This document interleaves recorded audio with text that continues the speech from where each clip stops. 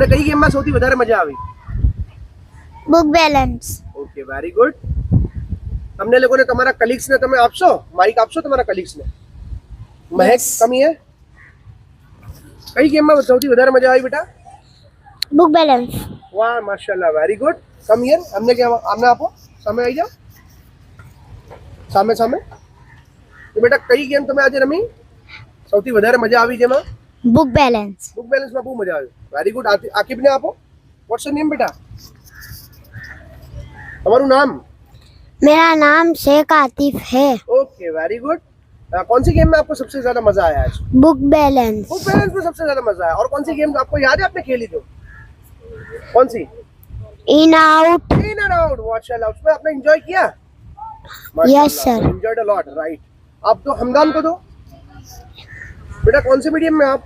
Third standard Gujarati medium.